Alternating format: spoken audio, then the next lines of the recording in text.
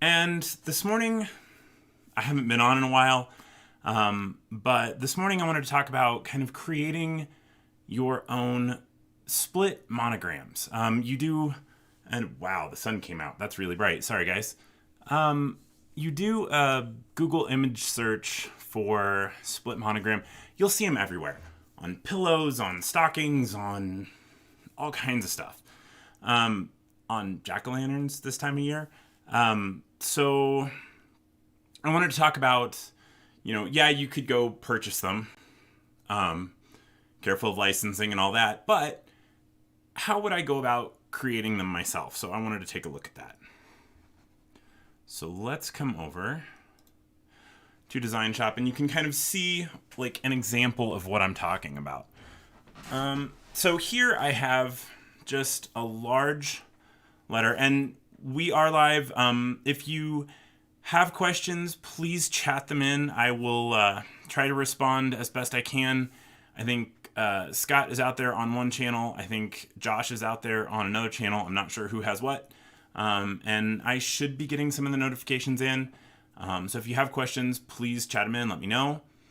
But let's kind of take a look at some of these options that you have. So the first thing that I would do is I'm going to just start with lettering. And typically when I do stuff like this, I look at, well, honestly, I look at a lot of TrueType, just because those shapes lend themselves to conversion. And we'll do this a couple of different ways. One, if I have access to vector in my design shop, and one if I don't. And we'll digitize it from scratch. So here is kind of an example of what we're looking at. Now notice that in doing this, I have kind of two different styles. So a lot of times, it's nice to find kind of complementary styles. So maybe one is a script, one is a serif, and you've got kind of this sans serif in the middle, and then this lovely kind of hand-done S behind it. I say hand-done, I didn't do that. And if you want to look at some of those, take a look at different font services or font websites, and you can find all kinds of stuff, whatever you're looking for. It's pretty great. There are even some free ones out there that are able to be used, like Google is a great resource for that. Actually, Google itself. So fonts.google.com, I believe. And then, of course, if you've got access to the Adobe suite, they have a huge font kit as well for you to peruse. And you can always filter by style, kind of the way that we do in Design Shop. So I'm going to start, let's just start with an M for Melco. And I like to start with, again, a TrueType. If you know what you're looking for, you can, of course, type it in. I think Bodoni is always an interesting kind of, I've got several weights, so that's kind of interesting too, a condensed, but let's go back to something a little bit more normal. And actually, I'm going to do M, an E, and an S. Yeah, I think that will do well for us. And then the next thing that I want to do is I want to get it to size. So this is just embroidery lettering at the moment. And I'm going to scale this up to size. And you could do the initial of, the first name, the last name, whatever you want, whatever your client wants. Just make sure that you understand kind of what you're looking for, what they are looking for. So I'm going to scale this up. That's actually kind of huge. Let's bring this back down. Oh, no, that's the width. Sorry. So let's go to 6 inches. And then normally I would scale this to something a little bit bigger and then have smaller lettering, but not so small that it's going to cause me kind of tiny lettering issues. And I would usually only do one letter. I have 3 up here to kind of show some examples of what might happen depending on how people choose to split these elements. So what I'm going to do now is I'm going to leave this here as lettering as if I didn't have vector and show you what I might do if I didn't have vector as an option. So I'm going to grab just a fill, and I'm going to grab a rectangle because I want a space in between for my lettering. And then I'm going to digitize in a light gray that's going to kind of mimic my background, and I'm just going to create a bar across the middle. Now, this isn't going to be here in the final product, but it's a way for me to center things up and see if I like how that's falling. And so as I divide this out, if I'm taking just chunks out of letters, I'm kind of fine. We'll look at another way where if you just split a letter in half and then move the halves, your lines kind of can look a little weird. So that needs to be adjusted. It's a sometimes a great way to do it, sometimes not. So as we're looking at this, the M I think looks great. The S, it's okay. The E looks a little weird. It doesn't look exactly like an E. So what I would do is look at maybe shifting some of those elements as I'm digitizing. So let's look at actually doing that. So I'll come in and I'll just look at this E for a minute. So I'm going to digitize this. And what I also like is sometimes they'll have a bar come across, and I'm going to digitize in a different color because that's super not going to show up. So let's try this in red.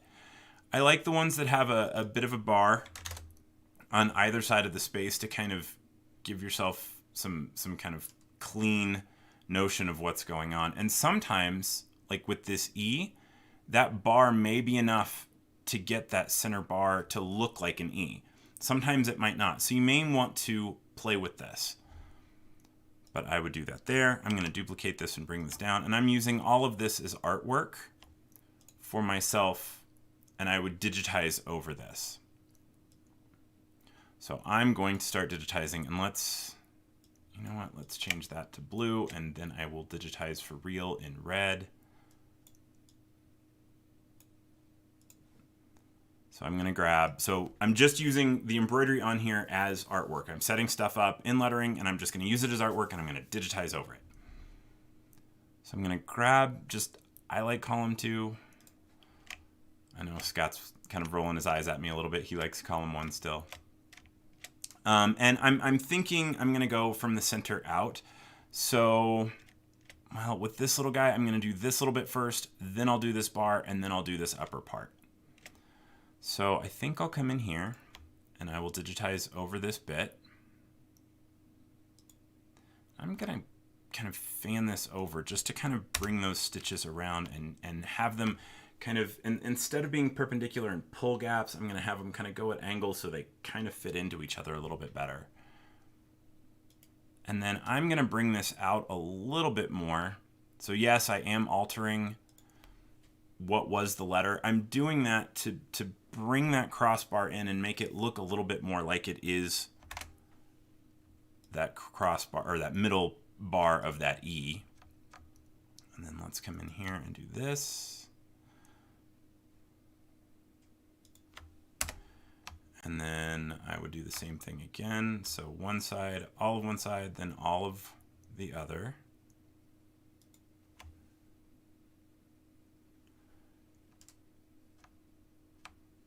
Sorry, Jason's asking a question and I can't read and digitize at the same time.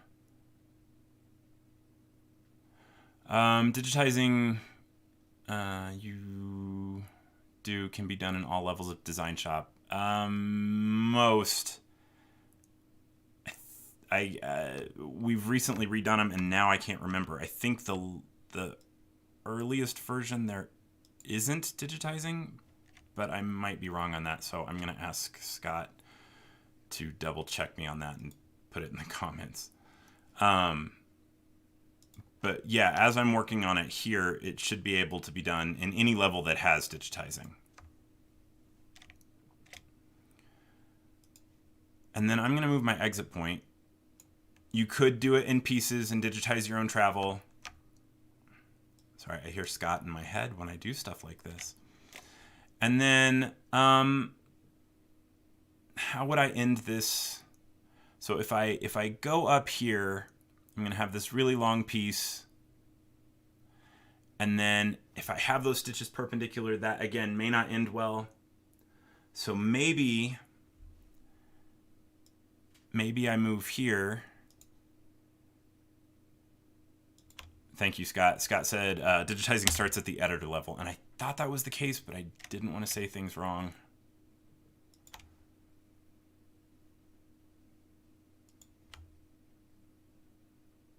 Okay, so there's a little bit of a curve here, so I'm going to come back in.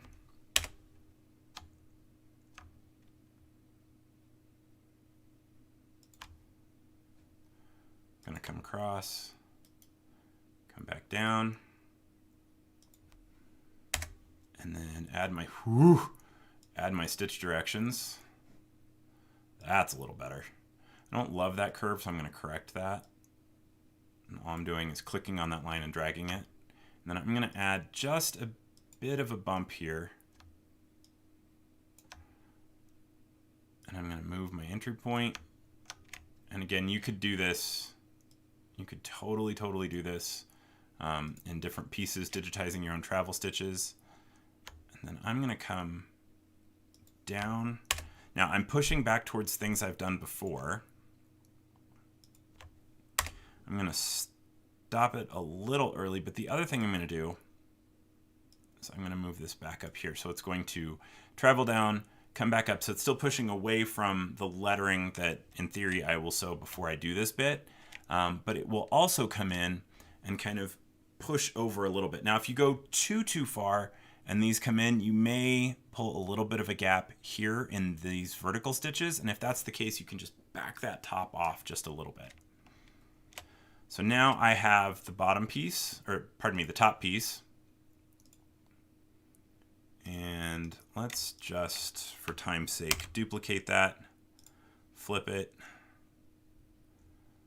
and drag it down. How close did I make it for center? Not as close as I want. But one thing I would look at, how I have, let me hide this for a second, how I have this blue, it's looking a little pinched there. I don't love that space. I actually like this space a little bit more, with a little bit more space. So what I'm going to do, this is my design. It's your design when you do it. Make it how you want it. So I'm going to bring this up. And then I will bring these up. And I'm holding Alt to keep those in line in that 15-degree increment. And then I'm going to drag. So I'm doing a lot of things. I hold Shift, I click and drag on a selected element, and that allows me to select the wireframe points within that, and then I can nudge them. So if I hold Shift and the arrow keys, hit the arrow keys, I will go 1 point at a time. If I do Shift and Alt, which is what I just did, I would go 10 points at a time, or a millimeter, and then Shift and Alt is a millimeter, and Shift and Control is a centimeter. So you can add up pretty quickly. So here I have just the E. So let's hide everybody else and see if I like what I have. So actually, yeah, I kind of do. So now I can come in and type another name. And then this one, so you could digitize it. I'm going to grab, I think, just a script. Let's see. Let's do, nah. I think that one looks nice. And you can slide that in wherever you need it. And you could, I would make it so first, and you could make it a different color. But now you've kind of created this split monogram kind of from scratch. Now, of course, I would go in and delete the blue and the gray that I was using before. I'm done, or at least I could be done. Once you get that all set up, you don't have to stop. You can add swirls. You can add holiday elements. Let's go back to Sarah Jane. So Sarah Jane might be, well, it's getting close to Halloween, so maybe we would add, I'll do it in fluorescent green so we can see it. You know, maybe, and again, I'm using walk stitches as my artwork. Let's put a spider web in here. And then let's maybe do another one right here. So I'm using this green as kind of my artwork. And then let's digitize in a different color. Orange is going to be really clashy. Let's do blue for a second. So then I can come in and just start digitizing. And I'll resequence this later. So then I'll come down, maybe loop to here, come down, and I'm traveling under this satin stitch.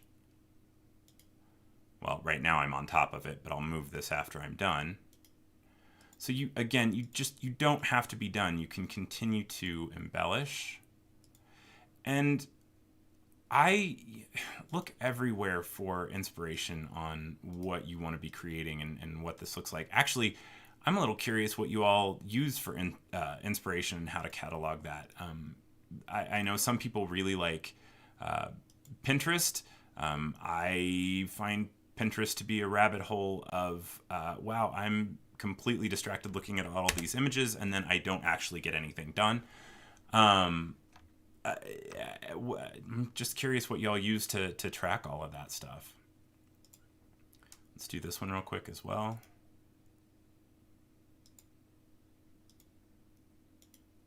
And all I'm using is a walk stitch. Now I would probably go in and change that to a bean stitch just to give it a little more weight.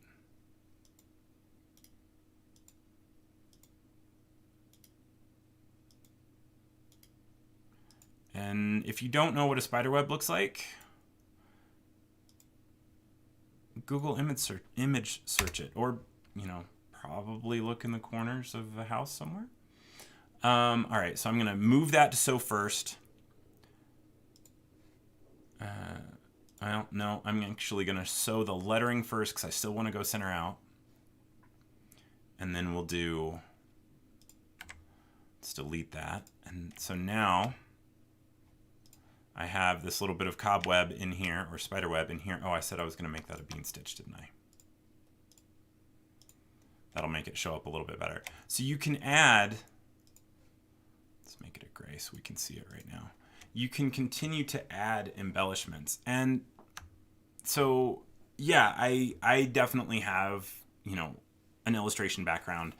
I doodle and draw, and then I will take my phone camera and take a picture of it, and then I will email that picture to myself, and then I will digitize off a pencil sketch. It's a great way to go. Fall, if you want, go on a walk and take some pictures of some leaves and then put those up there. That way you're not stealing anybody else's leaves. Or we'll make the top half Halloween-esque, and let's look at embellishing the bottom half. Well, you guys have all of these monogram decorations. You don't have to leave them the way that they are. So let's go in and let's browse for a minute. Yeah, so let's take this wreath and we'll drag it up here. And I don't necessarily want the bow. So I'm going to delete the bow because I don't want the bow. And then you could take, you know, 3 of these leaves and you could kind of move them around, place them where you want them. Let's flip those for a second. And you can edit this to be what you need it to be.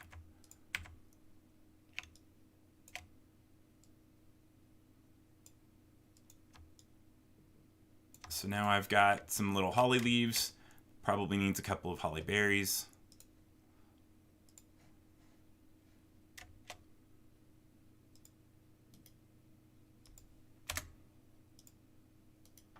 I digitized in a little pull comp on out of habit, but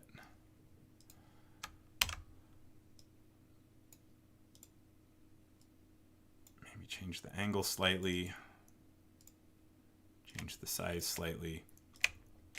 So there you go. Now the bottom can be a little winter holiday and the top can be a little fall holiday, and you got all kinds of stuff going on. So you start out with one thing and then you can just keep embellishing, just keep going. So let's look at, if I have vector, what I might choose to do. And even if I don't have vector, how I would deal with some of, like, this S did not look this way when I stretched this out. So let's go back to the letter M. And we did that with Bodoni, right? Let's change that to Bodoni. Let's go, there we go. So I'm going to convert this to vector just because it's going to make my life a little bit easier for this demo. So let's make that vector real quick. And I did change element type. I just did it with the keyboard shortcut, but you could have just as easily gone to change element type and chosen vector. And then let's scale this up. And then I had mentioned that one of the ways to do it is to just split it right in the middle and move the two halves apart. So I'm going to do that. I'm going to do it a little bit differently than what you might think. So I'm going to create just a little bitty rectangle. And then let's this time use alignment tools to make sure I actually hit center, unlike what I did last time. And then I'm going to select the M, and then I'm going to select this piece, and then I'm going to subtract element. That's going to punch out that bit right there. So now I have all of these pieces. Sorry, I've been using Illustrator too long. And my key commands are different. So I'm going to drag this down. So I make room for a name. And then again, we would probably add those bars. I'm going to grab a single line to do that real quick. And then I think it would be clever to have that about the same width, whatever that is. So instead of just accepting the default, I went across that form. And then I'm going to duplicate this and move this down.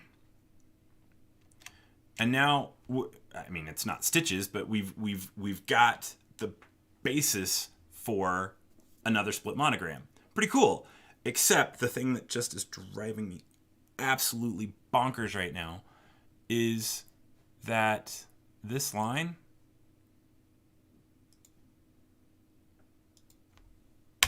doesn't line up, and that's just no, that just does not look right to me. So if I have vector, what I can do is, again, shift and drag to get those 2 points, and then I'm just going to nudge those over to where they line up the way that I want them.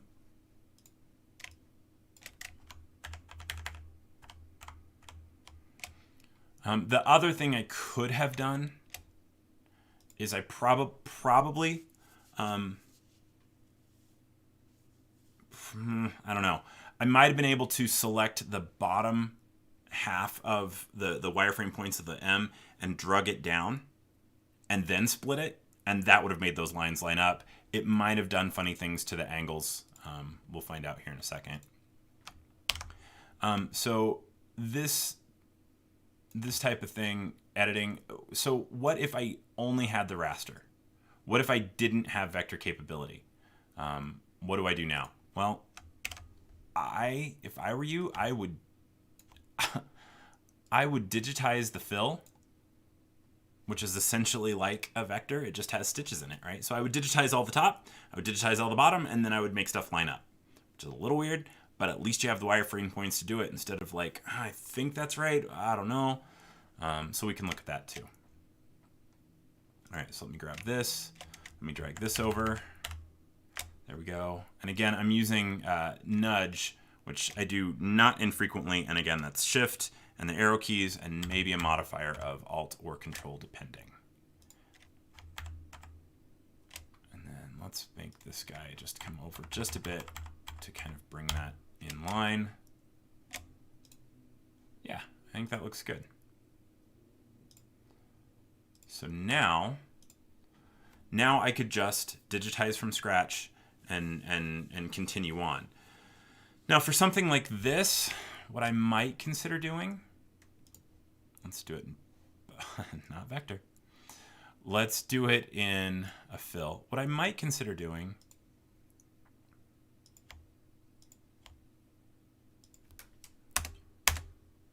is something like this, where I have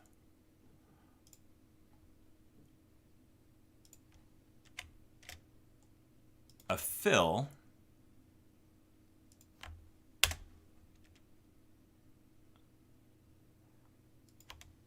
and I'll do that nudge again here in a second, where I have a fill in the middle and then a nice, this is great for engravers. That's I mean, engravers and for when ink would fill in spots, but for embroidery, and yes, sometimes for embroidery I will do it, but for here I'm going to keep this straight. But that's why you might see some of these extra little in kind of spots, so that ink had a place to go. Nope. It also helped with stone carving. And then, you know what? I didn't want to do that way. I wanted to end that one here. Okay, I will do that again. So I didn't really want to come all the way. I wanted to end there. And I should probably give myself a travel stitch so I'm not introducing a trim. And then you guys, did I give myself a stitch direction or was I not paying attention? Nope. Always give yourself a stitch direction. All right, and then I'm going to come across the top and then come down. And without being in 3D, this may look a little funny, and why would I do this?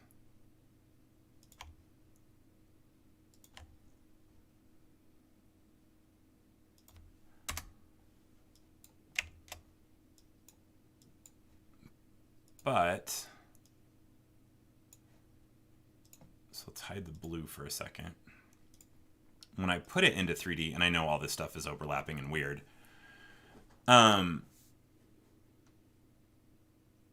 you can give it a different texture, you can give it a different sheen, and you can see the way that the light kind of plays across it. The other thing you could do is take this and you could make it a decorative stitch.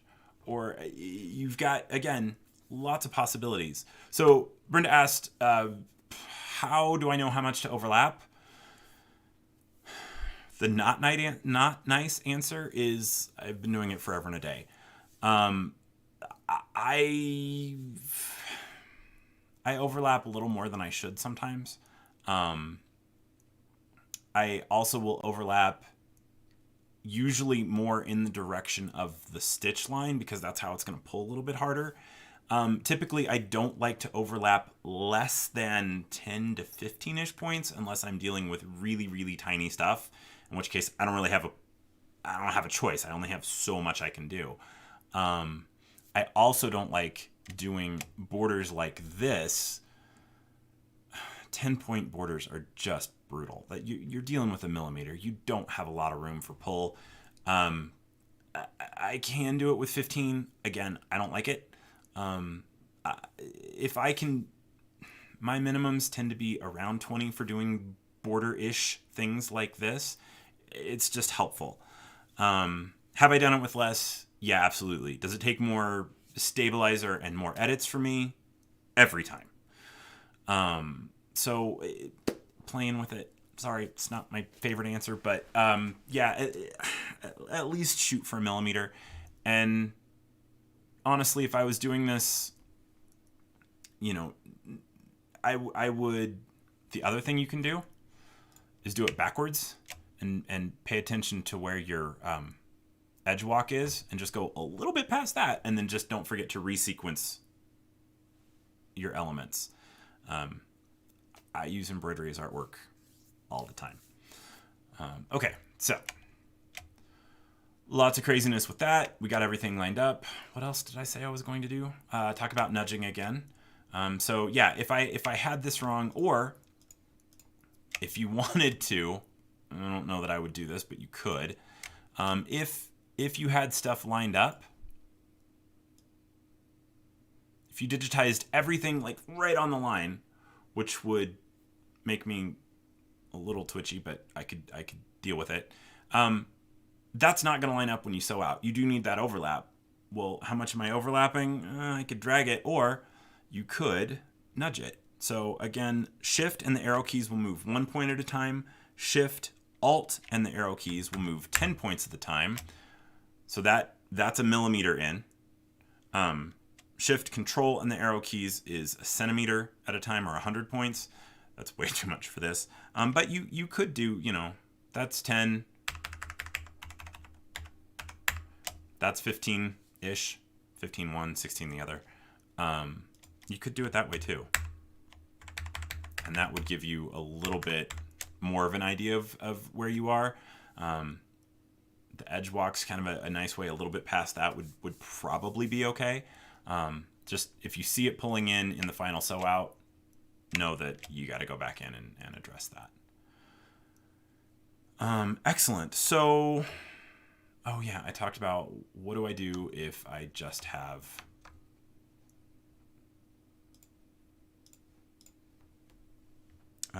let's do an S this time.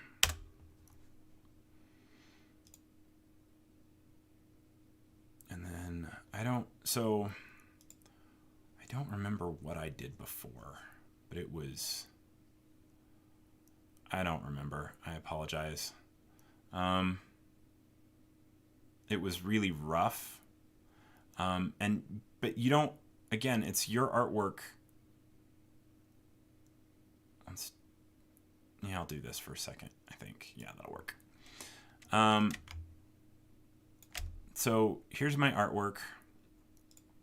Let's say I didn't have a vector. So I'm going to screen cap this for a minute and pretend that this is just raster artwork. So let me copy that and delete this so I don't have anything to be tempted by. And here is my raster artwork. Okay, so let's scale this up to what we want it to be. And then I could drag that, gray fill across the middle again to see, is this how I want to split this? Or if that's not gray. There we go. Or you could drag it a little bit lower. Or I could choose to split it. Now this, you can't really split a raster like this. So what I would choose to do is just start digitizing. And again, make the shapes work for you. So if this is a little too much, if it's closing in on itself and it's going to close up and it's not where you want it, change it.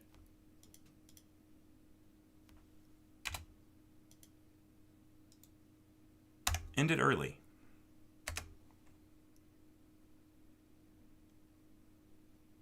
Let's go here. I'm feeling that's going to give me some weird stitch directions, so I may need to edit that later.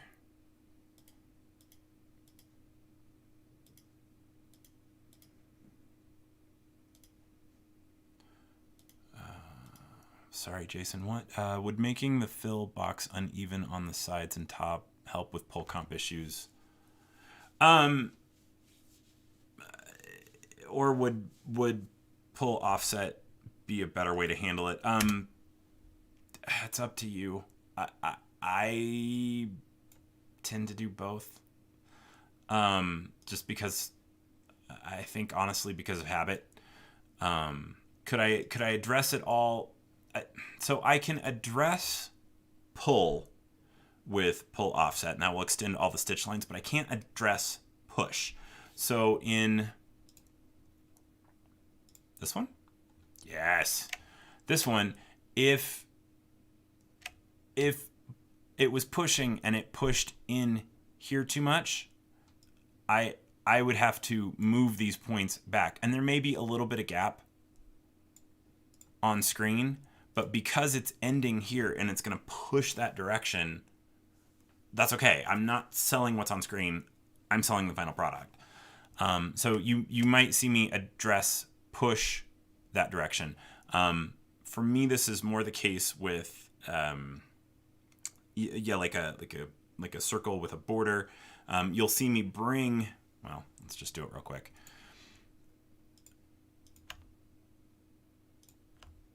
So let's say this had a. Let's say this is what I was doing. You'll see me bring this edge in a little, especially on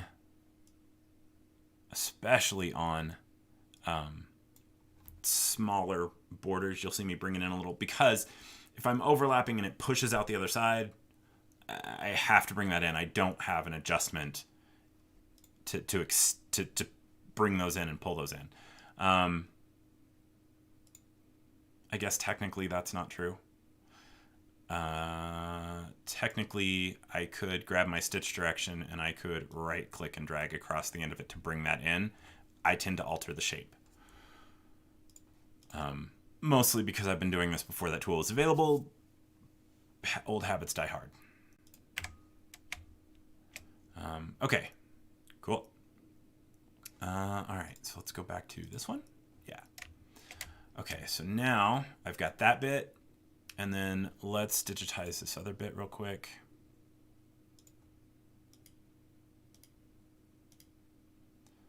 Okay, that was an ugly curve. Pretend y'all didn't see that.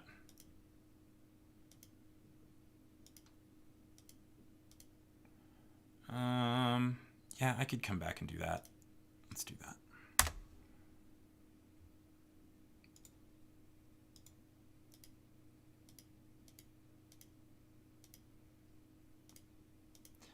And because this is such a loose and big kind of script that we've got going on here, it might be fun to pair it with kind of a stodgy typeface that just that contrast could be kind of fun with it.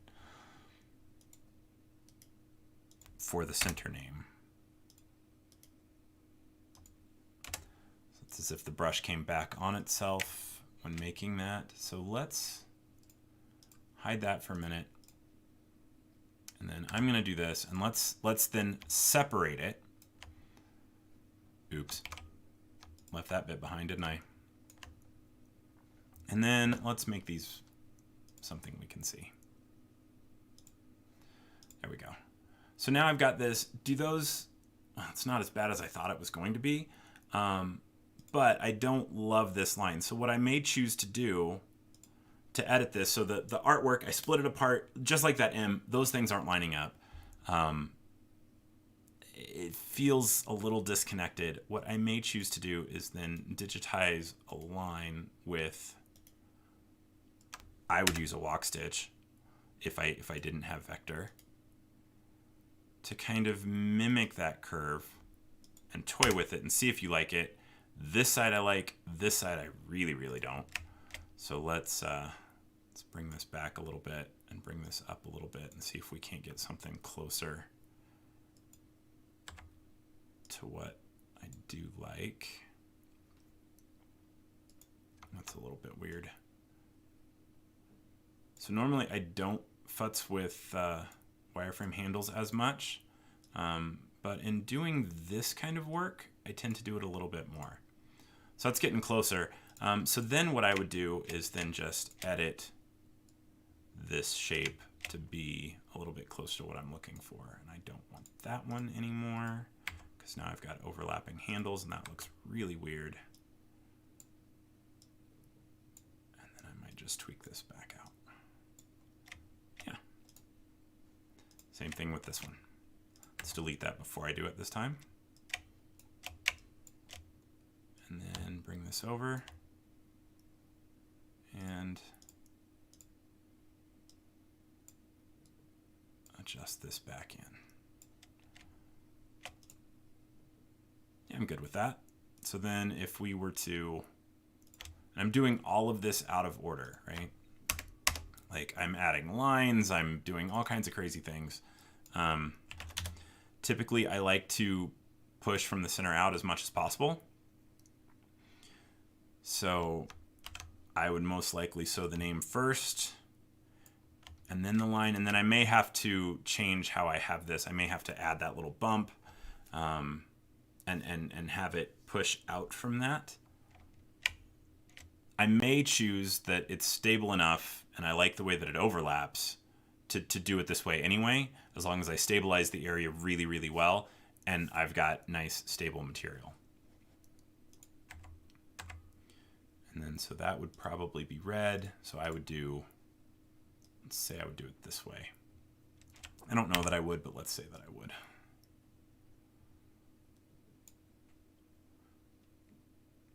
And yeah, that's going to introduce a trim.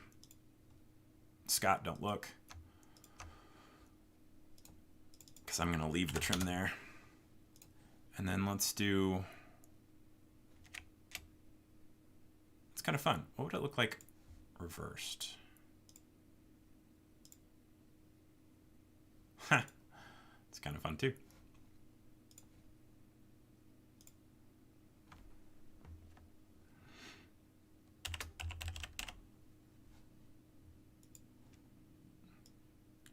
And then, what did I say? Something kind of stodgy. Let's do, yeah.